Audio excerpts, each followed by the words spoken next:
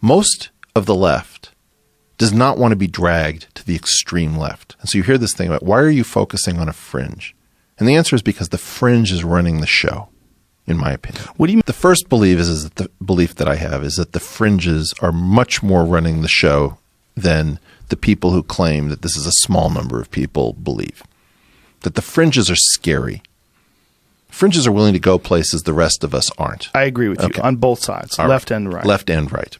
So I spend a lot of time focused on the fringes because the fringes have become terrifying and the middle has become cowardly. The next thing is that people are secretly, weirdly sympathetic with the violent fringe to their extreme, rather than making common cause across the center. So, for example, you imagine that you run a laundromat and you're being visited by a member of organized crime every week. And he comes into your laundromat and he kind of plays with your stuff and he says, it'd be a shame if anything happened to your business, and he shakes you down. Starts saying, I noticed that you have a daughter. I would love to date her. Perhaps we'll go out sometime. You hate this guy. Then some sort of violent vigilante element that's operating extrajudicially after you've gone to the police over and over again breaks this guy's kneecaps. Right? You're weirdly sympathetic with the vigilante because you're being terrified by a group that is not being taken care of.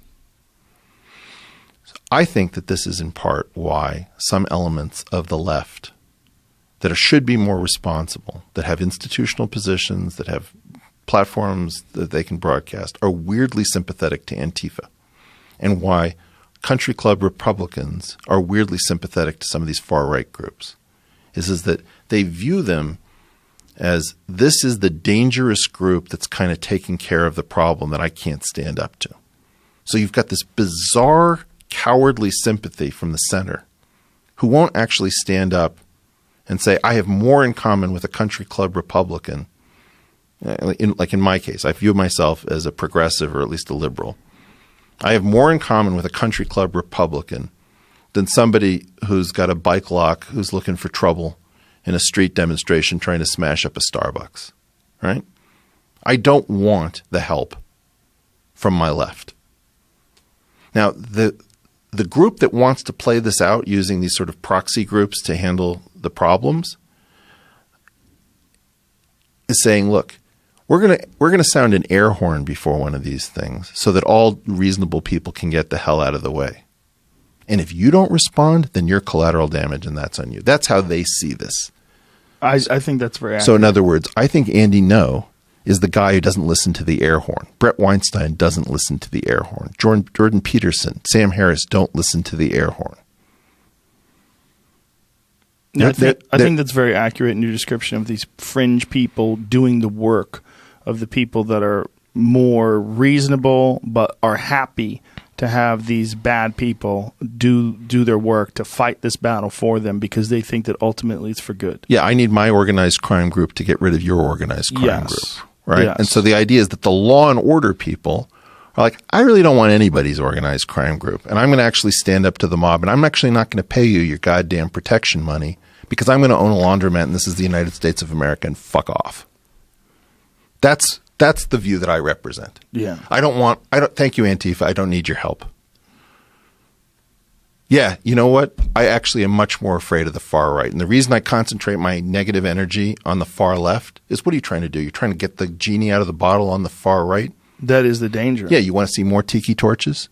It's not tiki torches that you need to worry about. It's armed people who come and they're not bringing bike locks. Well, and we're pushing ordinary human beings to the extremes. Yeah. Right? And the thing that I get is that, like, I believe that the Republican Party, I never get a chance to say this stuff. I have never gotten along with the Republican Party. I just don't like it. I view it as the thing that wants to exclude me from their country clubs. I have an older model.